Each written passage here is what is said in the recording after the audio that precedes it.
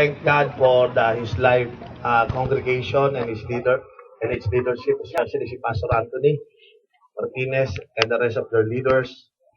Salamat po, pinahihiram ninyo yung inyong holy ground. Amen. Pwede bang palakpakan natin yung his life church? Napakabuti po ng kanilang pastor at mga leaders na malayang pinagagamit ang kanilang facilities. This is different because kung araw po, ang lalaki ng simbahan, walang laman. Ngayon, iba, pag nagtitipon ng mga simbahan, wala lang paglagyan. No? Ngayon, dati doon tayo sa loob, ngayon lumabas na tayo. Hindi pa kinakontento, mukhang pupunuin niya na sa susunod hanggang doon. No? I mean, among you, it's a good demonstration that God is advancing His kingdom in Pampanga. Amen. Hallelujah. Para sa akin, iba ho kasi yung nagtitipon-tipon ng isang bagsak sa isang taon. Yun, ganda ho yun. Pero iba ho yung buwan-buwan, regular, habang nagtitipon, lalong dumadami. Amen? Kasi nabasa ko sa Bible, si Kristo nung nag-preach, ba't ito nangyari? Nung nag-preach siya, ang dami na attack, dumami ka agad. Nung nagpakain siya ng tinapay, mas lalong dumami. Nung may lumakad na pilay, mas lalong dumami. Yung bulag may nakakita, lalong dumadami ng dumadami. Tapos po, nung nabuhay yung patay, grabe, mas lalong dumami. Nagpalaya siya ng demonyo, mas lalong dumami. Nagturo ho siya ng krus ng onte. Pagdating sa Book of Acts, 120 na lang. Pero kahit konti yon, yung 120, they turn the world upside down. Tapos sigo, mga tao, takot sa krus. Takot. Kapag si Kristo nagtuturo ng langit, masaya. Nagtuturo patungkol sa pera, masaya. Tithes and offering. Pero pag sinabi ng, if you want to come and follow me, you have to carry the cross. Lahat ng tao umikinig ng ulo. Are you listening? Dito, iba. Habang tumatagal, hindi ho nangungonte. Lalong dumadami. Amen? Tinuturo natin yung krus, hindi nangungonte. Lalong dumadami. Tinuro natin yung ibig sabihin ng pagsunod sa Panginoon. Kaya mga tao hindi umatras. Sino rito yung nagsabi, Pastor, I have counted the cost. I am a follower of Jesus Christ. Amen? Hindi ako. Yung iba sa inyo, nagdesisyon na kahit anong mangyari. Lord, tuloy-tuloy na ako. Sino yung nagdesisyon na ikaw ay totoong disipulo ng ating Panginoon? Alam niyo po, ang religion, ang pagmamahal ng religion, ganito lang kasimple. Lord, I love you at least once a year. Ganyan lang ang religion. Kaya kita nyo, pag mahal na araw, may nagpapapako dyan sa mga pangwa. At least once a year. Sabi ko dun sa isang nagpapako dyan sa yung lugar, sabi ko, nagdadrive kami, nakita nung anak ko, Dad, ba't ganito dito? Natakot siya. Kasi maraming nagpa-dugo-dugo na hindi ko, naglalakad sa kalye. Summer ho nun eh. Tumigil ako, minom ako ng buko juice. Yung anak ko, nag-i-enjoy kami ng buko juice. Kung nadaanan namin nagbubuhat ng krus, inabutan kami. Tapos, napagod ata, binaba yung krus. Sabi doon, pagbili nga rin, isang buko juice.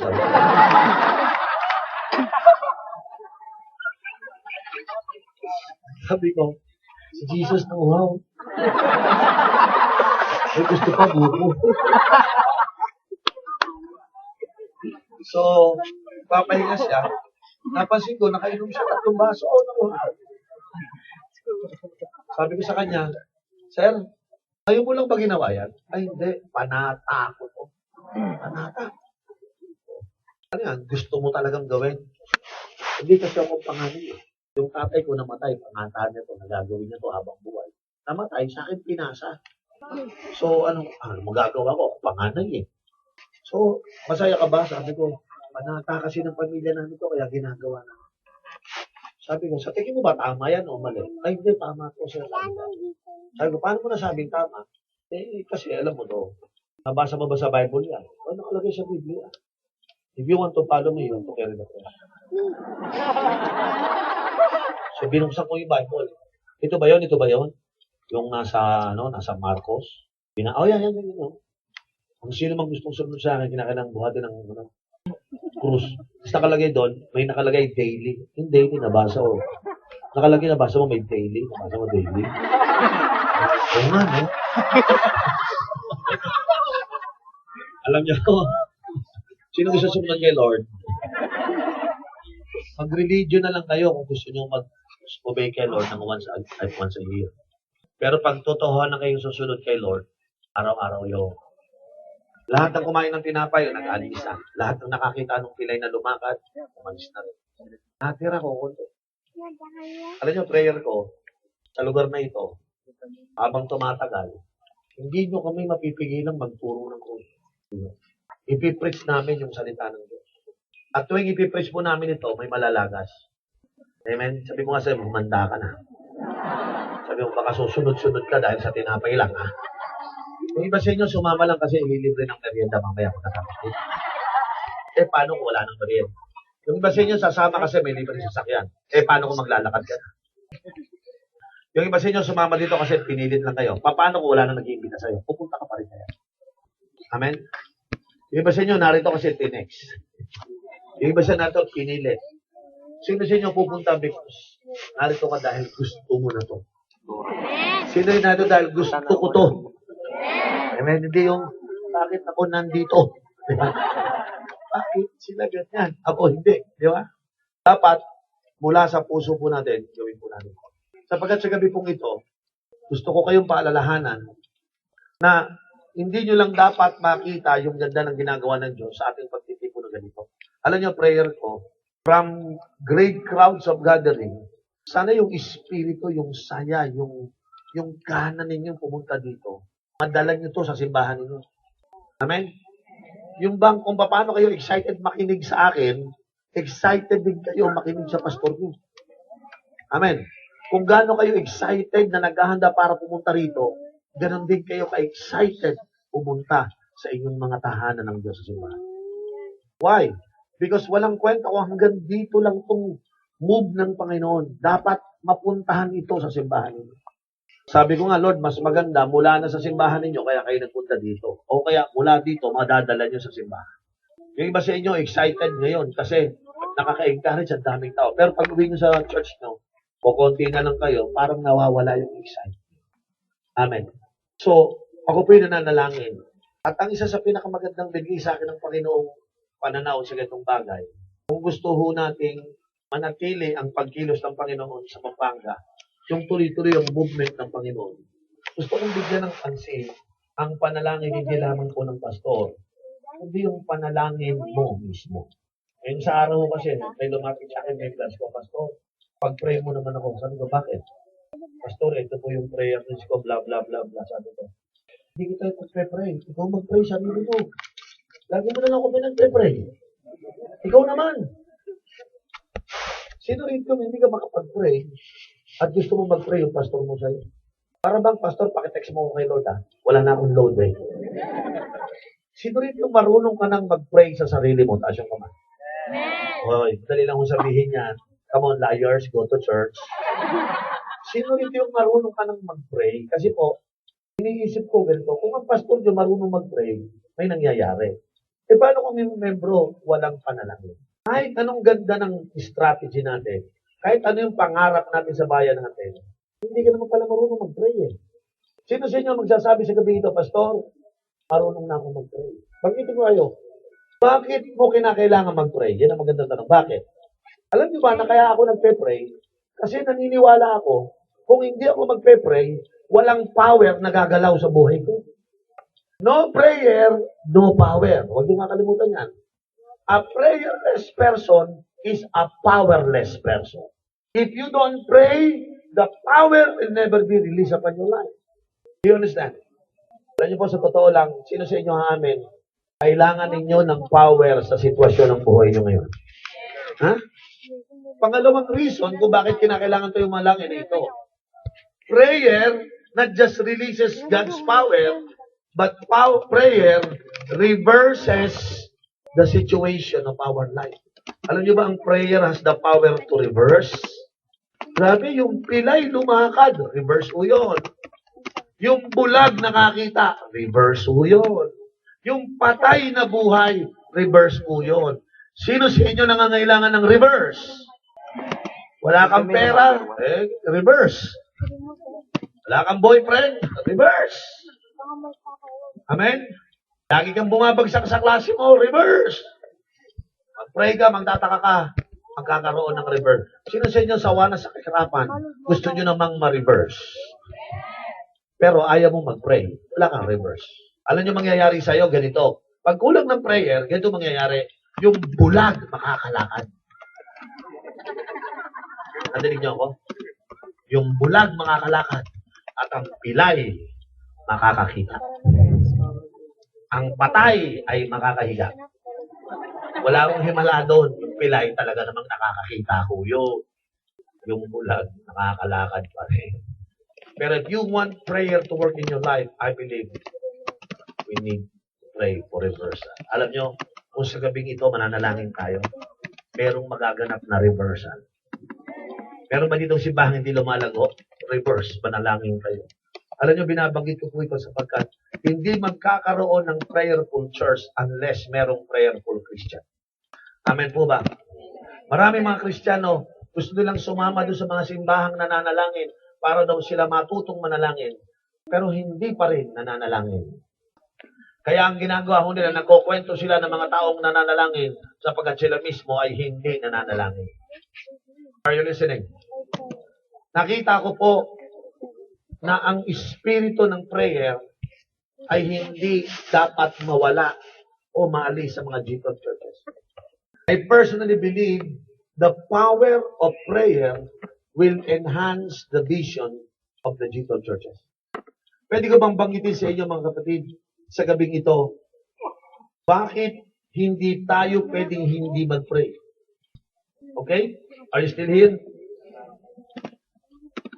I want to give you tonight reasons why the church cannot continue without prayer. Let me repeat that.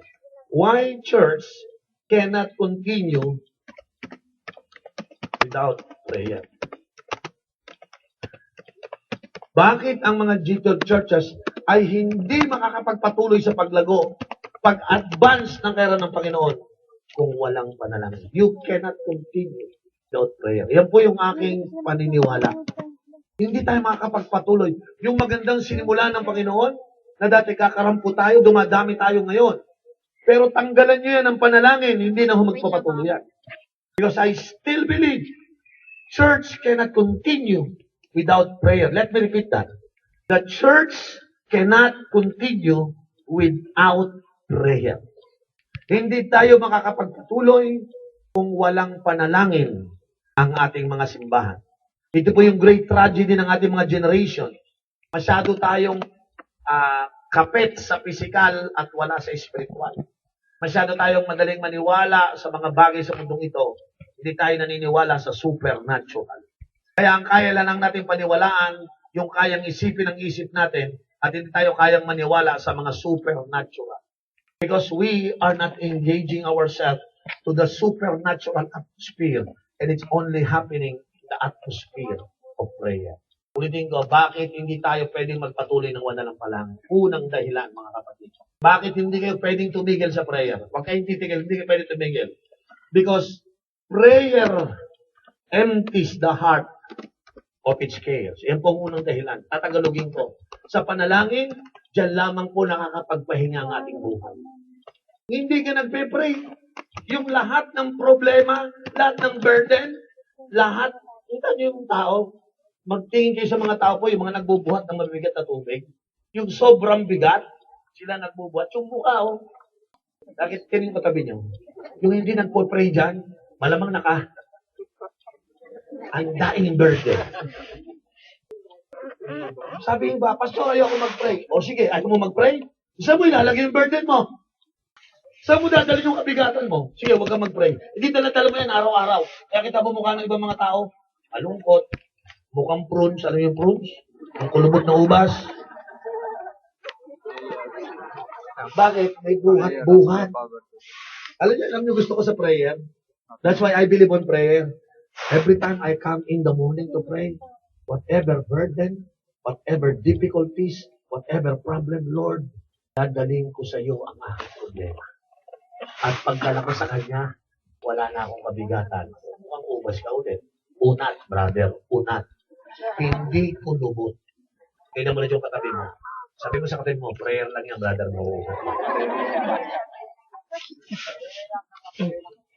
Mga kapatid, without prayer, you will collect all kinds of baggage, all stress, all pressure, all mental calamities, and the host of things will drag you down. But merong remedy. Yan po'y walang iba, kundi ang panalangin. Ano po ang sabi ng 1 Peter chapter 5, verse 6 and 7? Ang ganda ng verse na to, sabi niya, humble yourself under the mighty hand of God, that He might exalt you in due time. Ano sabi niya? Casting all your cares upon Him, for He cares for you. Prayer po yan, mga kapatid. Sino sa inyo may problema ngayon? Taas yung kamay. Ba't meron ka pa rin problema? Dapat dalhin mo sa Lord dyan sa prayer.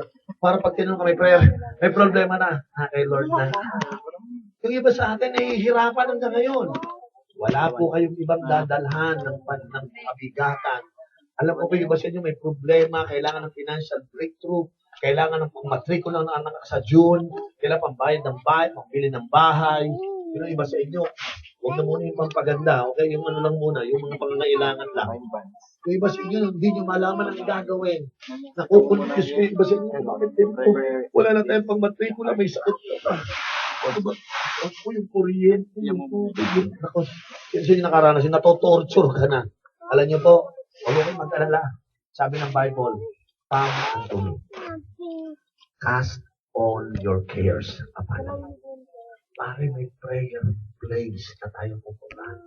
Para yung mga taga-G-Con Church, pag nagsimba sa simbahan, mga nakanito. Bakit? Wala nang kabigatan. Bakit? At syempre, nadala na sa panalangin yung kanilang mga problema. Yan po ang ibig sabihin ng prayer. Kaya kayo nag-pray para magkaroon kayo ng kapahingahan. That's why you cannot abandon prayer. Doon sa mga hindi nagpe-pray, tingnan yung buhay nyo ngayon. Kaya kayo nabibigatan, kaya kayo na. Pag hanggat di ka nagpe-pray, dala-dala mo yan. Paano, takot ka sa future mo, paano ko yung future ko? Alam, buhatin mo. Pero alam niyo po, pag hindi mo alam yung future mo, natatakot ka. Dali mo sa Diyos, sa panalangin, Panginoon. Hindi ko na po alam gagawin ko sa future mo, pero pagkakatiwala ko sa iyo. Pero mapaglabas mo, nakangiti ka na bakit? Wala na akong problema sa future, bahala na Diyos sa akin. Basta ako sumusunod sa Kanya, bahala na future ko sa Lord. Why? Because you are able to cast all your cares. Mga G12 churches, namamanhigan po ako sa inyo, huwag niyong buhatin yung problema. May Diyos na nag-aabang, sabi niya, come unto me. Tumungo kayo sa Diyos sa prayer. Doon yun. Kaya dapat, yung simbahan, pag may prayer meeting, dapat puno yan. Amen? Subukan nyo yung mga simbahan na walang prayer meeting, mga problematic na simbahan mo. Hindi, kasi yung mga tao, imbis na mag-isip ng plano ng Diyos, kung isipin niya yung problema niya. Hindi makapag-evangelize, sabi niya, ako nga, dahil kong problema, mag-evangelize pa ako. Paano lagi iniisip niya yung problema niya? Ang problema nasa iyo, binibigay mo sa Diyos yun. Come unto me and I will give you rest. Amen. Sino rito yung gustong bumalik sa panalangin, taas yung kamay? Amen. Ang pira, prunes na yung mukha ko. Kaya kita yung mukha natin, babata pa, mukhang matanda na. Ha? Yung mga pastor ninyo, ang tatanda na nila pero mukhang bata, di ba? Bakit? Nananalangin. Pero yung pastor na bata, mukhang matanda, alam na ibig sabihin nun. Mukhang hindi nananalangin. Amen? Sino po rito yung gustong bumalik? Ulitin ko, you cannot make it without prayer. Itong ginagawa natin sa vision, papalagawin ng simbahan, subukan yung gawa ng walang panalangin yan, hindi lalago simbahan. Bawat simbahan ay may problema. Bawat simbahan ay may pressures. Pero alam niyo po, magandang balita. Sa bawat pressure, sa bawat stress situation, sa bawat matitinding problema, may lugar ng panalangin. At sa panalangin, doon natin itinatalaga ang Diyos sa mga problema natin upang tayo mawala ng kabigatan. At pag wala tayong kabigatan, meron tayong peace inside. Amen? Tandaan niyo po, kapag may kapayapaan tayo, mas masarap mabuhay. Amen? Sapagat mahal na mahal ka ng Diyos. Ayaw niya magitang kargador. Amen? Tingnan mo katabi mo. Kaya ganyan ang mukha niyang kargador yan. Hindi siya nagpe-pray. Amen? Sino gusto mag-resign sa pagiging kargador? Bumalik ka sa prayer, hindi ka maging kargador. Amen? Kaya yung mga tao malulungkot, kargado. Ha? Yung iba, bakit walang saya sa ministry, kargado. Pilihan niyo ako? Yung iba, hindi makagalaw na maganda, kargado. Bakit? Ayaw manalangin. Ayaw ipagkatiwati mo. Tanggalin mo yung karga, magaan, siya mo sarap. Oh, Mister, nasan ka? Praise. Yung mukha niya parang talagang naunat na ubas. Sariwang-sariwa. Tingnan mo katabi mo, sabi mo, unatin mo yan. Amen. Sino ito hindi na magbubuhat ng kargada? Mananalangin na. Amen? Ganyan lang naman ang purpose ng prayer. Napakasimple. Tama po ba? Imagine nyo, lahat tayo, lalabas tayo dito, walang karga. Diba? Hindi yung mga unbelievers, sabi nila, ba't ang mukha mo naunat? Nag-pray na ako eh. Pinagkatuwala ko na Diyos yung problema ko. Ay, ganun pala yun. Ano sasabihin ng mga tao? Tingnan mo yung mga Christian. Pag nagsimba sila, tingnan mo, malulungkot lahat. Tingnan mo. Mga kulubot na mukha. Sama ka, ayoko baka madamay pa ako sa mga yan. Ayaw nilang sumama sa atin. Kasi sa mukha pa lang natin, lugi na. Amen. Kinakailangan yung mukha natin ay magpapakita ng kalwalatian ng Panginoon. Na para bang galing tayo doon sa lugar na tinanggal yung kabigatan. Na everyday we come to pray and the Lord everyday restore our heart. Amen. Kaya yung mga araw-araw na nananalangin, yan yung mga araw-araw na may kapahingahan. Tama po ba? Naniniwala po ba kayo yung asawa ninyo kayang baguhin ng Diyos? Manalangin nyo. Yung mga financial difficulties nyo, pwede bang gumawa ng himala ang Diyos? Manalangin po kayo, maniwala po kayo. You cannot live without prayer. Because prayer is the place where we cast down our cares. Yan po. Pangalawa, puntahan. Because this is so important. The reason ito po yung gusto kong i-share na. Kasi ayoko pong magdusa. Ayoko pong yung mga taga-G12 Church, ang mga mukha malulungkot. Malungkot na, busangot pa. Amen? Kaya may mukha ulit ng katabi mo, sabi mo, huy, bawal ang pangit dito sa G12. Amen? Kailangan mo ng trabaho, pag-pray ka. Ama, kailangan mo ng more money, manalangin ka. Ama? Amen? You need to do something about your family, pag-pray mo. Amen? Makulit yung asawa mo, bibigyan problema, kung ano pinagagawa, pag-pray mo. Tama po ba? Wala kang pera. Hindi mo dala sa doktor, ipanalangin mo. Alam niyo po, para sa akin, si Satanas, ayaw niya kayo mag-pray. Kasi pag nag-pray kayo, mawawala yung burden. Pag nag-pray kayo, gagaan ang pakiramdam mo. Ang demonyo, he come to steal, to kill, and destroy. Gusto niya laging mabigat ang pakiramdam mo. Yung tipong sa gabi, hindi ka matulog dahil ikaw ay nagagambala. Pangalawa, bakit hindi tayo pwedeng mabuhay without prayer? Ito po yung pangalawang reason. The truth is, human being has limitation. We pray because we are limited. You know, our dream is beyond our ability. Sabi ko nga, Lord, hindi ako pwede, hindi manalangin.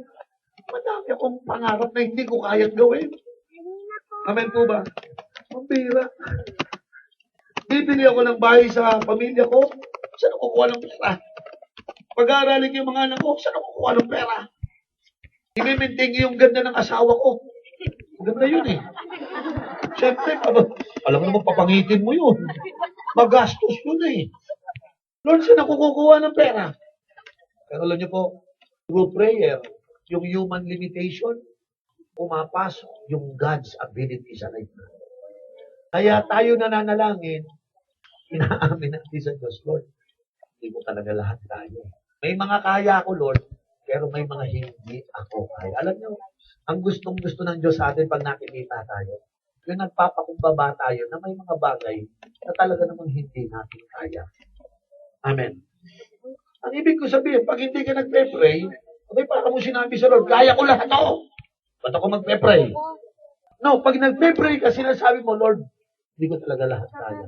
Kaya ako nananalangin, Panginoon, tulungan mo po ako. I am only a human being. Sino sa inyo, inadmit nyo na ikaw ay tao, hindi ka Superman? Yung mga Superman, wag mo kayo mag-pray, Superman ka eh. Amen? Minsan, si Muhammad Ali, sumakay po sa aeroplano. Pagsakay niya po sa aeroplano, yung mga tao palakpakan si Muhammad Ali. Ang problema, yung isang flight steward, hindi nanonood ng TV, hindi kilala kung sino si Muhammad Ali. So nakaupo si Muhammad Ali doon sa kanyang upuan sa aeroplano. Sabi nung piloto, oh, fasten all your seatbelt, aalis na po tayo. Sabay nakita ho nung flight steward, si Muhammad Ali, ayaw mag-seatbelt. Sabi niya, sir, mag-seatbelt po kayo, lahat po ng pasahero, dapat naka-seatbelt. Alam mo, sabi ni Muhammad Ali, Superman, tawag niya sa sarili yan, Superman. Superman don't need seatbelt. He is Superman. Ang yabang ni Ali. So yung mga tao nagtawa na, yeah, he is Superman. Alam niyo po sabi nung pilot, nung flight steward, if Superman don't need seatbelt because he is Superman, then Superman need to fly. He don't need an airplane. Tao ka pa rin, Superman. Kahit Muhammad Ali ka, tao ka pa rin. Amen. Tinim yung katabi mo. Sabi mo, tao ka pa rin. Kailangan mo si Lord. Amen. Alam niyo, nakakalungkot. Pag wala ka sa Diyos, hindi mo alam yung prayer. Tama, hindi mo alam ang prayer. Tayo, pag walang pera, Bombay. Jesus pala. Sorry, Bombay. Hindi, Bombay. Mas tinatawag natin ang Bombay kaysa kay Jesus. Sino sa inyo, inamin nyo na ikaw ay tao? Dahil inamin mo ikaw ay tao, sabi mo sarili mo, hindi pwede akong hindi nagpe-pray. Kasi pag tao ako, marami akong kailangan. Amen? Kaya ako nananalangin. You know what? When God look at you, and you show your humility, that Lord, I'm just a human being, I need your help. Lord, you are all-powerful God, and I am mere a human being. Alam nyo, mabibless ang Diyos. Alam nyo, saan nagagalit ang Diyos? Kapag ang isang tao, pero nagmamalaki, na kaya niyang mabuhay na walang Diyos. Alam nyo, how do you show it? Don't pray. Yun, pinakita mo na kay Lord, na kaya ko to. Bakit? Hindi ako magpe-pray. Kaya yung mga hindi nagpe-pray dito, naipakita mo na yung yabang mo sa Diyos. Ulitin ko yung mga hindi nagpe-pray, naipakita nyo ng maliwanag yung yabang mo sa Diyos. Ngunit sa tuwing ikaw ay nananalangin, naipakita mo na ang yung pagpapakumbaba. And you know, sabi ng Bible, humble yourself before God. Amen? Sinurito yung mananalangin. Amen? Alam niyo po, prayer ko si Gabito, paglabas ko, pagkatapos ko ng preaching, pag na-convince ko kayo yung ganito, o pwede hindi mo nalangin. Dapat ko manalangin. Ang dami kong kabigatan, dapat madala. Tinan nyo, pag sinabi ng pastor, may prayer meeting, Pastor, please, kahit araw-arawin ko na yan, kailangan ko yan. Di ba? Ang hina-hina ko, kailangan ko yan. Alam nyo, tinan nyo mga prayer. Tinan mga prayer meeting sa simbahan nila, langaw. Pag may gathering ng G12, puno. Pero pag kayo, wala. Alam nyo kung bakit? Hindi nyo pa rin naintindihan kung bakit ninyo kailangan ang panalangin. Sino po may natutunan? Amen. Biting ko, kaya lang po ako nagpe-pray. Hindi ko kaya yung bigat. Saan ko to dahil? Yung iba po, pag mabigat na, alak. Ang bigat ng problema ko, alak. Akala niya, lalagyan ng problema yung bote. So, inubos niya, ang laklak niya. Sana mawala na yung problema. Isa pa. Baka makuha, isa pa. Isa pa, baka makuha. Nakakalimang buwan na siya, hindi pa rin nakukuha. Wala akong doon. Yung iba naman magda-drugs. Dami kong problema, tatakbo ko sa drugs. Baka sa drugs magkaroon ako ng kagaanan. Tama, high na high ka. Kaya lang may bayad yung high mo. At mamayang konti, wala tama, down ka na naman. Maalala mo ng problema, mas malaki problema mo. Why? Kasi ang problema, may tamang lugar talaga yan eh. Prayer is the perfect place to be addressed. Yan lang po, wala nang iba. Maganda doon, walang bayad, libre. Amen. Hindi mo kinakailangan malaseng, mag-high. Punta ka lang mag-pray. Kahit sa CR, mag-pray ka, magkakaroon ka ng kagaanan. Amen po ba? Sa kwarto mo, mag-pray ka. Sa kotse mo. Kahit saan ka mag-pray, bibigyan ka ng kagaanan ng Panginoon. Mag-pray ka lang. Kaya, totoo ba na we cannot live without prayer? Amen. Amen? Kaya imagine mo, 10 taong ka lang hindi nagpe-pray. Gano'ng kabigat yan? Ha? Tingnan mo yung katabi. Yung iba dyan, 15 taon na, hindi mo tingnan mo yung mukha. Dahil pa fruits. Dahil. Diba? Parang inuyat na. Alam mo yung buko na bulok? Yun. At tingnan mo katabi mo. Ha? Yung iba dyan, nagsisimula parang mag-pray, kaya unti-unting lumiliwanag ang mukha. Diba? Sino niwala in just a matter of time, yung katabi mo gaganda mo kanya. Amen? Bibigyan ng kapayapaan ng Diyos yan. Kasi natututong manalangin. Amen? Kinakailangan po manalangin. Ma-unload. Ma-unload. Kaya yung pastor, kaya ako bilang pastor, sabi ko, Lord, maglalagay nga ako ng araw-araw na panalangin sa simbahan. Kaya ako, hindi ako nagdalawang isip. Araw-araw po, 6 o'clock to 7:30 sa church ko may prayer. Sabi ko, yung mga nahihirapan na, pumunta na kayo dito. Yung iba ho kasi, may problema na hindi pa nagpe-pray. Nag-iisip ng strategy. Paano kung sasagot problem ko? Paano gagawin ko? Sige, ikaw mag-isa mag-solve. Pinidihan niyo ako? Wala ka lang ilan palang gagawin. Lord, may problema ako. Hindi ko kaya magpapakumbaba ka lang. I am just a human being. Lord, I need your help. You know, kapag inamin mo kayo, nagpapakumbaba at kailangan mo ang Diyos, sabi ko nga the power of God will come and the Lord will reverse the situation. Sino po gusto makaranas ng ganun? Hindi mangyayari yon without prayer. Amen? You cannot fix everything because you are not the sum total of everything that takes place in this world. You need prayer. God will help us. Tutulungan po tayo ng Panginoon. Sabi mo nga sa katabi mo, huwag kang mag-alala, tutulungan ka ng Diyos. Hallelujah. Alam nyo, pag nag-pray tayo, it create humility in our heart. Amen? Naalala ko talaga si Moto Muhammad. Hindi mahalaga how great you are, how much money you have, how much education you have, how much position do you have. You need to pray. Because prayer will anchor us in God. Amen? Because my only hope is God. That's why kailangan ko po ng prayer. Tama po yung sinasabi palagi ni Pastor Anthony, prayer works. Totoo po yun. Sila po dito sa church nito, nananalangin po sila araw-araw. Diyos, totoo po yun. Prayer works. Kailangan po natin lang. Sabi ko nga, huwag lang natin dito tayo mag-pray. Dalhin natin sa simbahan natin yung panalangin. I tell you, something will happen in our life. Sabi mo nga sa katabi mo, hoy, manalangin tayo, ha? Hallelujah. Totoo po yun, dapat po tayo ay manalangin. Pangatlong dahilan. Kaya po tayo nanalangin, dito lang po nagmumula yung tinatawag na divine direction. Say that word, divine direction. Hindi lamang po ako nag-unload ng burden sa panalangin, hindi lamang pinapakita ko yung pagkatao ko at ang pagka-Diyos niya ang nangyayari. Ngunit higit sa lahat, refresh your memory, mga kapatid. Kung naalala niyo po si Jonah, siya po yung tumalikod sa direksyon ng Panginoon. He is so determined to do what he wanted to do. Of course, there is a problem with that. No? Ito yung direction ni Lord, salungat siya. Yung gusto niya, isa pong direct conflict sa gustong ipinagagawa sa kanya ng Panginoon. Of course, ang tawag po ng Bible doon ay disobedience. Yun po ang ginawa ni Jonah, naalala niyo po ba?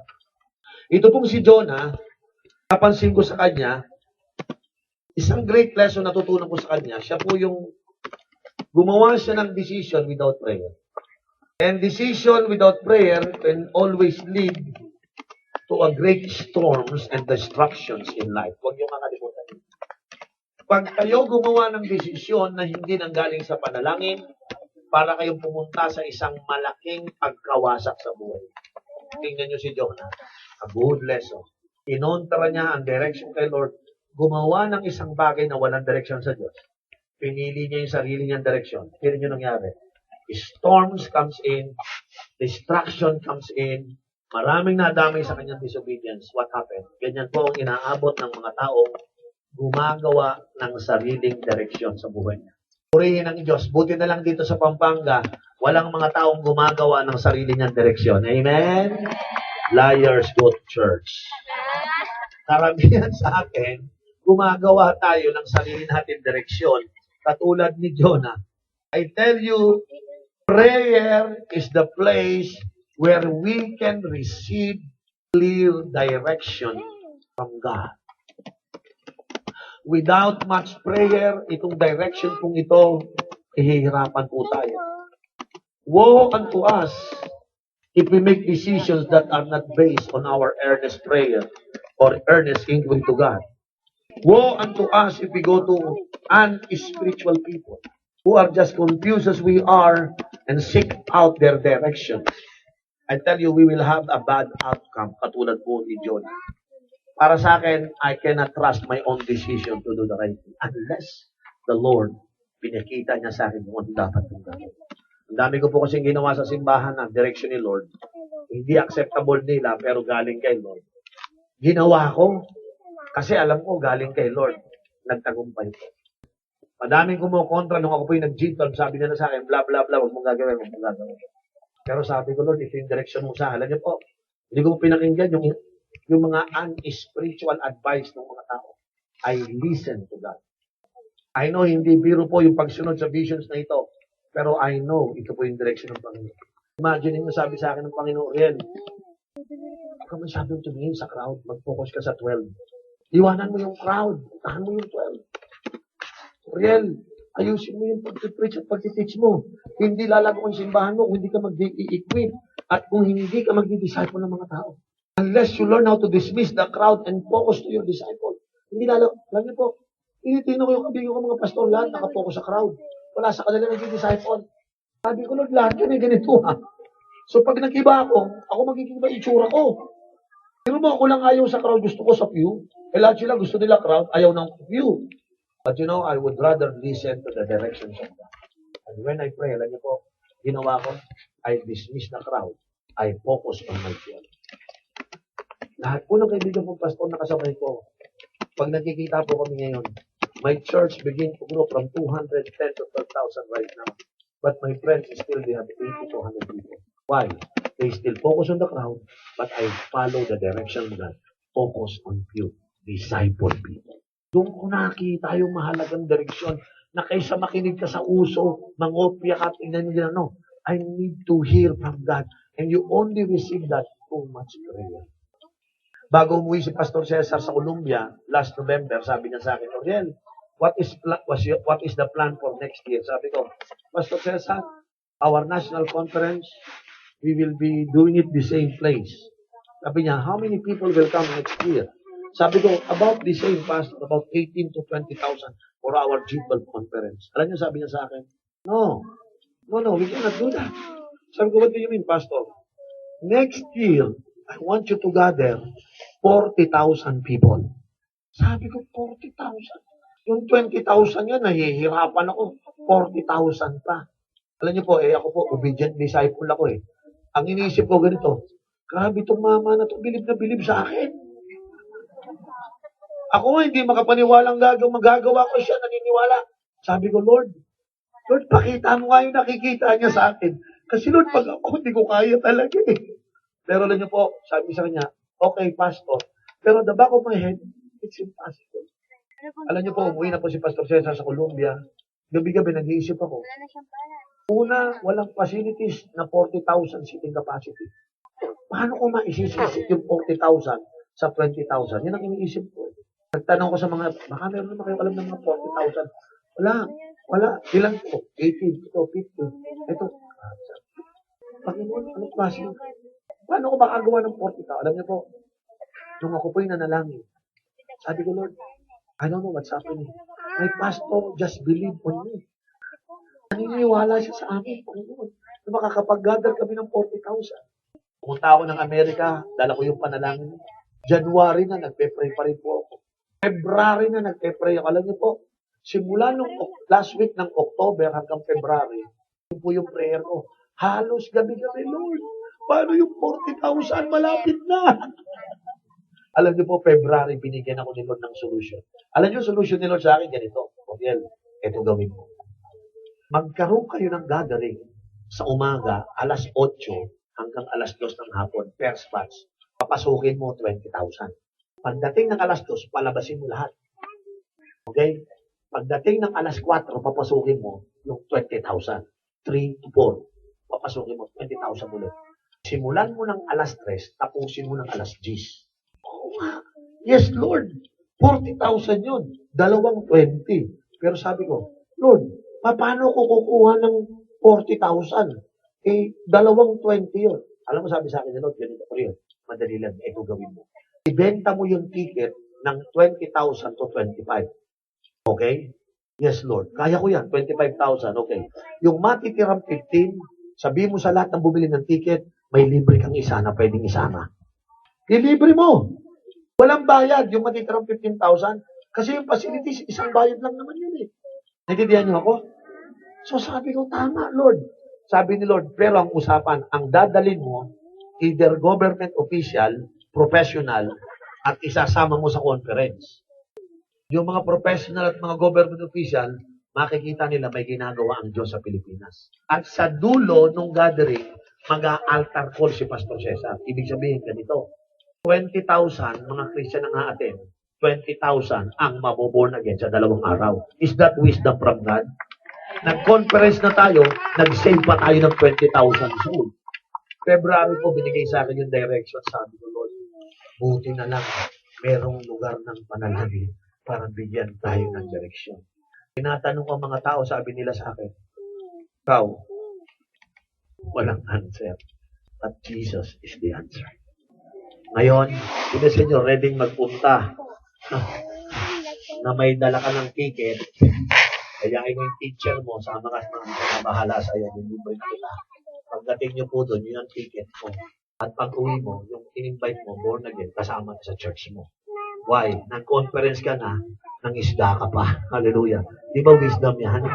Amen. Sino sa inyo willing umattend ng seminar, pag uwi, may kasama ka ng isda, nakapag-evangelize ka na? Why? Wisdom binibigay sa atin. Amen po ba? Tama po ba? Sa next gathering natin, baka dito ulit. Lahat kayo bibili ng ticket, nag-iisa. Magkano yung ticket? 50 pesos. Pero sasabihin namin sa inyo kaya ganito. Para practicein na natin. No? O lahat na may ticket, meron kayong libreng isa. Based sa next meeting natin, lahat ng pa-church ko, dala mo isa. May ticket ka, isa libre. Baka dito sa next meeting natin, puno na hanggang doon. Amen? Para ma-encourage natin si Pastor Anthony na ibay na yung wall. Para sa atin. Amen po ba? Sino may natututunan? Para sa akin po, prayer will give you direction from God. Huwag na huwag po. Alam niyo po, kahit anong bigat ng problema ninyo. Sabi ko nga, Lord, isang God idea lang. Ha? Isang God's idea lang. Yung mga may hirap dyan, sabi ko, lagi kong ginagamit na illustration eh. Yung mama naglalakad lang, nakapulot ng maliit na alambre eh. Binaluktot, naging paperclip, naging milyonaryo eh. Ang tawag dito, alambre binaluktot, in English, paperclip. Minampanufacture, binenta sa buong mundo, naging milyonaryo. One God's idea. Sino mahirap dito? Taas yung kamay. Isang idea lang na galing kay Lord yan. Tingnan mo, puputo ka, yayaman ka. Because direction comes from the Lord. Amen? Sabi mo sa problema mo, isang God's idea ka lang. Sino may problema dito? Ako, pag may problema ako, isang God's idea lang yan. Lord, may dream ako. Lord, isang God's idea lang yan. Yan ang, bago kayo umuwi. Ha? Kung meron kayo, sino mga may dream dito? Ha? Lord, gusto ko bumili ng bahay, ng kotse, mapag-aral. Lord, hindi ko alam paano, pero isang God's idea lang. And when that God's idea, it's God's direction. Manda po kayo, magtataka kayo. Yung mga imposible, magiging posible. Amen? Hallelujah. Palakpakan natin ang Diyos. Mabuti ang Panginoon, mga kapatid. Hallelujah. Every time we pray, sabi ko nga before we do anything, seek God. Tama po ba? Before you take the job, seek God. Before you make a financial decision, seek God. Before you get married, seek God. Before you walk away from your church, seek God. Huh? Before you choose your partner, seek God. Tama po ba? Before you choose your disciple, seek God. Ano sabi ng Proverbs 3:6? In all thy ways acknowledge Him, and He shall direct your path. Because when you begin to acknowledge God, He will help you. You have to include God in every detail, in every aspect of your life. Palakpakan natin po ang Panginoon. Hallelujah. I need divine direction. Pinakauli sa lahat po mga kapatid. Kaya po ako nananalangin because it strengthens my relationship with God. Kung kayo po'y nag-asawa, okay, pag kayo nag-asawa, may honeymoon period kayo. Nade-develop lang po ang relasyon nyo sa asawa ninyo kapag lagi ho kayo nag-uusap. Ang Diyos po ay parang karelasyon din natin. Hindi ho nade-develop ang relasyon natin sa Panginoon kung hindi tayo nag-uusap. Pag sinabi ko pong usap, yung nagsasalita ka, nagsasalita din sa iyo. Sumasagot ka, sumasagot. Eh, iba naman ho yung ganito, yung iba naman kasi ganito, parang monologue. Ito po ang mga panuhan ng balita po, Panginoon, sumantang ito.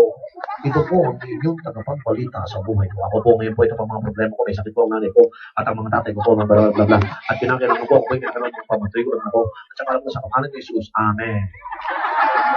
Eh, hindi ho prayer yun. Newscasting yun. When I send prayer, may ganun ba? Ha? Punta ka sa mga prayer gathering sa church, di ba? Kaya mga nangunguna sa prayer, oh, Panginoon, pinabalangin po namin. Ito po mga pangunahing balita. Parang ganun, parang si Mike Enriquez eh. At Panginoon, hindi ka namin tatangka. Eh, hindi ho prayer yun. Prayer is communicating with God. You are talking to a person. Paano ka magkasawa sa asawa? Ganito ko makipag-usap sa asawa mo. Sita, ito ang pangunahing balita sa aking buhay ngayon. Alam mo, na, mahal kita. At alam mo, bla, bla, bla, bla, bla, bla, bla. Ano pa eh? Ba, gumagano. At sumisigaw ka, tandaan mo, mahal na mahal kita. Sabi ng asawa, porno mo naman. No, pag nakipag-usap ka sa asawa mo, no, relax. Di ba? Pagkausap ko yung asawa ko, pagkausap ka na, sige, kumain ka na. Sabay na tayo. Ako, baka managugutom ka. By the way, what can you say about this? Gusto kong mamigay ng salmabigan sa mga nalulunod. Diba?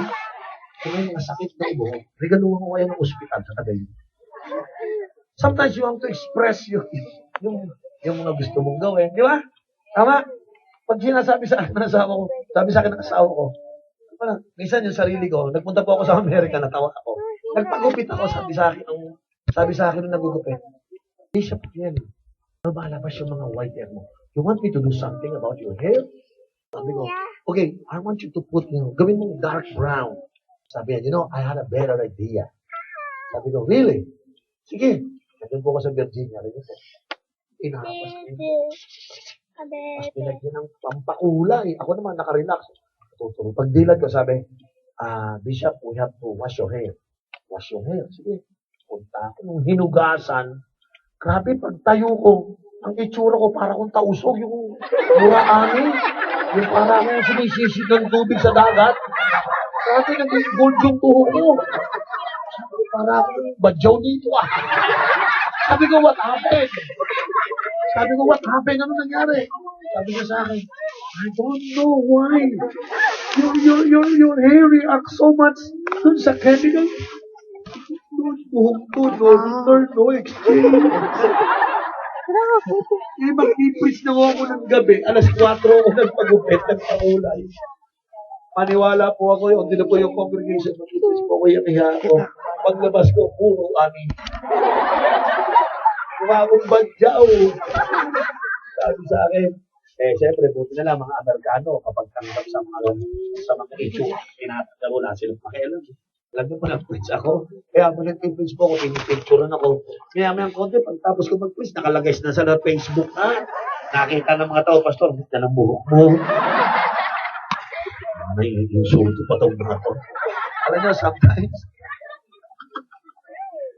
kung maniwala po kayo, hiyang-hiya po ako. Communication Nakita ko po, mga kapatid, yung Amerikano, hindi nila alam yung communication ng Pilipino. Ang akala nila, naintindihan ko, hindi ko pala naintindihan.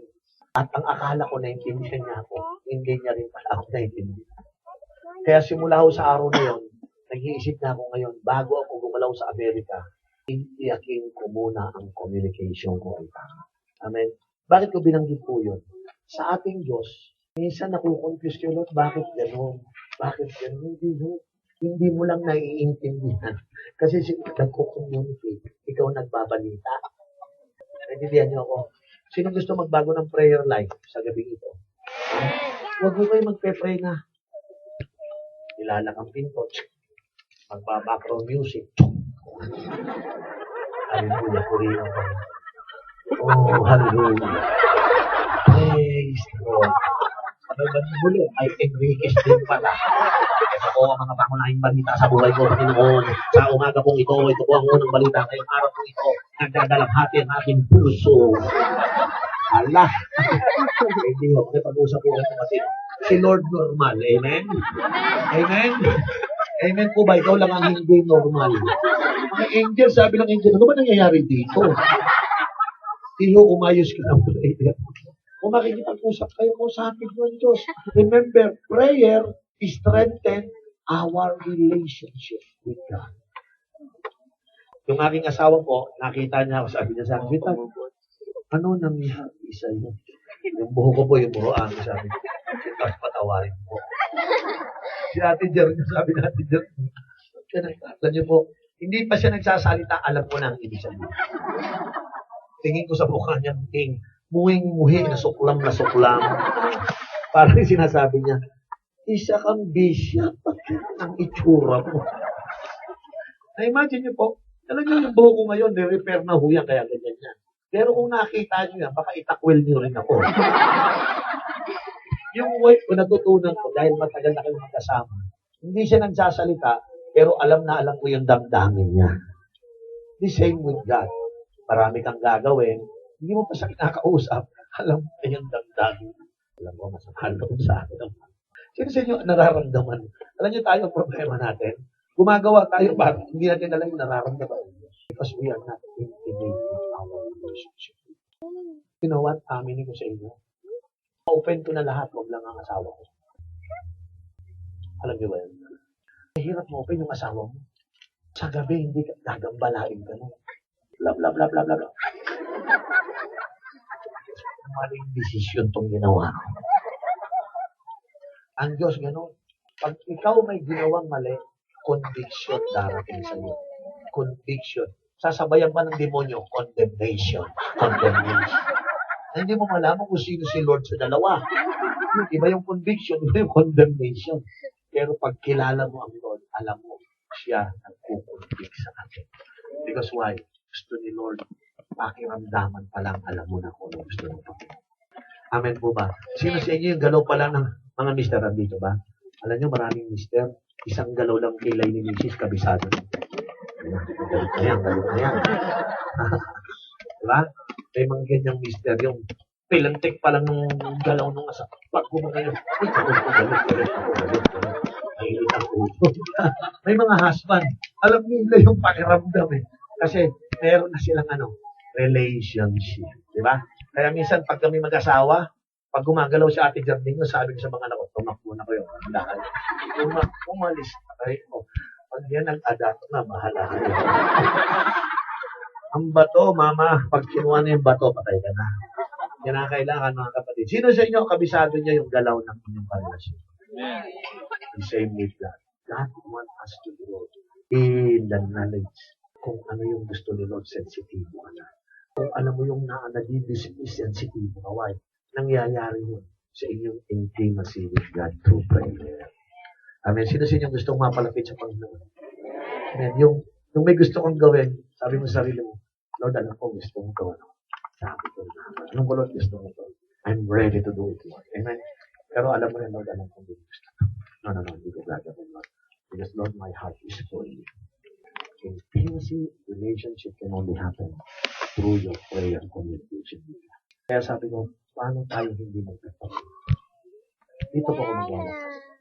Ano kaya ibalik natin yung mga gandang prayer gathering sa simbahan? Sino sa inyo yung nagna 90 days challenge? Maraming mga churches nagna 90 days challenge kayo. Part of their preparation is the prayer preparation. Pa? Yung prayer preparations ninyo, tuloy niyo po yan. Para po sa akin, ibalik niyo yung spirit of prayer sa church. Magkakaroon po ng magandang kaginhawaan yung mga membro. Are you listening? Magtataka kayo mga membro yung magkakaroon ng mga direction sa buhay nila. And I tell you, pag nandun po yung panalangin, magiging muling masigla ang mga simbahan, ang mga buhay, at ang pamilya natin. Amen? At ang Diyos ay magagalak at manluluwalhati sa pagkatunay nasa Kanya ang kapahingahan natin. Amen? Pwede bang palakpakan natin ang Diyos? Tumayo tayo lahat mga kapatid. Bago po ako mag-close, gusto ko po itong banggitin. Sino po sa inyo for the last, probably for a long time, nakalimutan po natin ngayon na yung spirit of prayer ay dapat. Siguro may mga tao po hindi sinasabi mo sa story. Ang pinboots mo sa amin ngayon, yan ang wala sa buhay ko tonight. I will never let this night pass na wala yung muling panalangin sa Diyos. Sino dito hindi papayag na hindi ka uuwi na wala yung spirit of prayer bumalik sa iyo? Amen? Yung mga na-miss niyo po ang prayer, huwag po kayo na here. Ito gawin natin. I want you to show yourself before God. No? Pakita niyo, Lord, ibalik mo sa akin yung panalangin. Tulungan mo po. Gusto ko kung muling ipagkatiwala ang mga bagay. May mga tao po dito ngayon bago tayo manalangin. Pero kung kayo magbibigat na mabigatan mo. Tagal mo nang binubuhay lang, tagal mo nang dala-dala. Nahihirapan ka na, siguro sa gabi ito. Gusto ng Diyos, gusto ng Diyos tayo na. Harino po ulit kayo sa magkalak ko. Galing niyo po yung burden ko sa Diyos. Yung mga walang spirit na yung na amin. Ano ang Diyos, kilala ang lahat. Amen. Lahat po ng gustong makarecover ng spirit